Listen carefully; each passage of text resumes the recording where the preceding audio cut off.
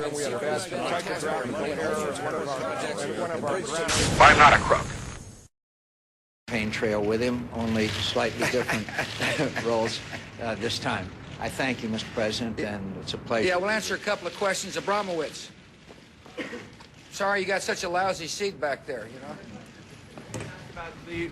The voters, according to a lot of the exit polls, seem to be thirsting for change this year. And I'd like to ask both of you, how the Republican Party, which has been here for 8 years, is going to make the case that you're going to provide the change that the voters seem to want both on Iraq and on the economy. Yeah. Let me start off by saying that in 2000, I said, vote for me, I'm an agent of change. In 2004, I said, I'm not interested in change. I want to continue as president. Every candidate has got to say change. That's what the American people expect. And the good news about our candidate is there'll be a new president, a man of character and courage, but he's not going to change when it comes to taking on the enemy. He understands this is a dangerous world. And I understand we better have steadfast leadership who's got the courage and determination to pursue this enemy so as to protect America. John McCain will find out when he takes the oath of office, his most important responsibility is to protect the American people from harm. And there's still an enemy that lurks, an enemy that wants to strike us. And this country better have somebody in that Oval Office who understands the stakes. And John McCain understands those stakes. Thank you, sir. I don't have anything to add. No, you can't follow up. Thank you. Yes, No, not you. You going to call Kelly? Kelly. Senator McCain, I just asked Kelly. given President Bush's low approval ratings, will this be a negative or a positive for you? And how much do you hope he'll campaign for you on the trail? I hope that he'll campaign for me as much as is keeping with his busy schedule. I'll be pleased to have him with me both from raising money and the much-needed finances for the campaign and addressing the challenging issues that face this country. I'm pleased to have him as it fits into his busy schedule. Kelly? Mr. President, Senator McCain, sir, how would you counsel Senator McCain to choose a running mate? How quickly?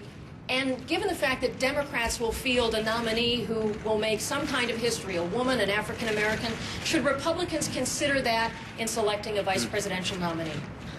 I'd tell him to be careful about who he names to be the head of the selection committee. Look, he's got plenty of experience. He knows what he needs to do, which is to have a process that, you know, vets candidates and the person, you know, somebody's got to be comfortable with, somebody whose advice he relies upon.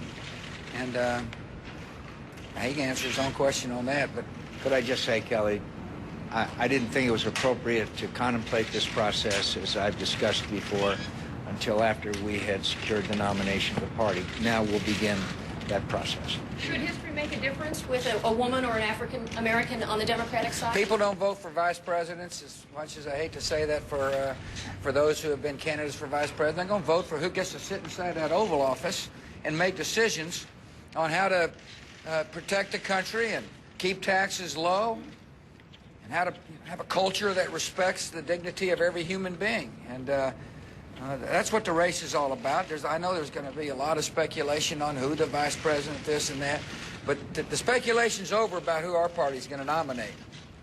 Liz?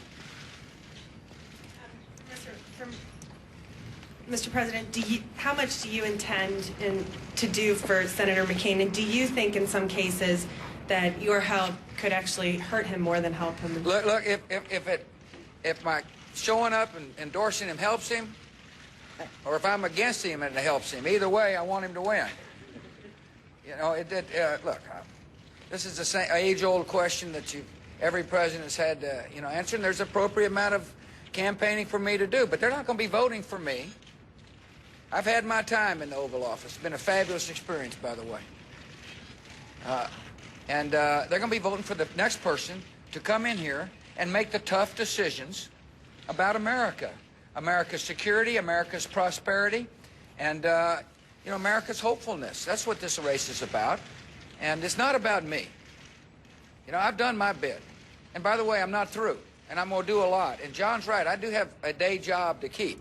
And I plan on keeping. I've told the people that follow me in this press corps that I'm going to sprint to the finish. And I mean what I say. I got a lot to do. But I'm going to find ample time to help. And I can help raising money. And if he wants my pretty face standing by his side at one of these rallies, I'll be glad to show up. But they're going to be looking at him. You know, I'm going to be in Crawford with my feet up. He's going to be sitting in there behind that desk making the decisions on war and peace. And I'm thankful our party has nominated somebody plenty capable of making those decisions. And when the American people take a hard look, they're going to feel comfortable, like I feel comfortable, in recommending him to take my place. Listen, we thank you. Wolf, where's Wolf? No, I'm not calling him. Wolf. No, not you either. Where's Wolf? Oh, go ask something, will you? Where do you think you could be most helpful campaigning for him around the country?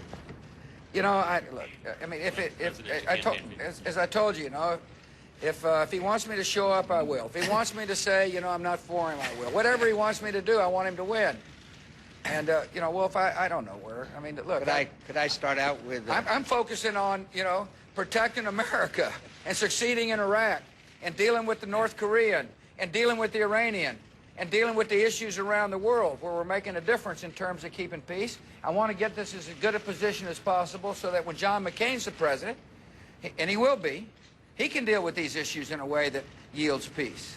Well, could I say, one state springs to mind, Texas. They're not going to need me in Texas. There's going to be a landslide in Texas. Could I just say that I do intend to campaign all across the country. I think that literally every section of this country is in play, and I will be glad to have the president with me in keeping with his schedule in any part of America, and we're going to go everywhere in America with this campaign. Listen, thank you all very much for coming. Good. For Vice President. One press conference every week if you're elected. Yeah. Thank you all very much. It's been a pleasure to see you. Obviously, we've invited some unruly members of the Fourth Estate here. I'm disappointed in the conduct of some of the people that have come. I told John it'd be a nice and polite crowd. Thank you all very much. That was certainly one of the most interesting press conferences I've seen. They must have had a really lively lunch. Both gentlemen there smiling. The president was a little rambunctious, don't you think, Fred? Candid. But he's known for his candor. Yeah, he's known for that. It was interesting that over a number of times what came up was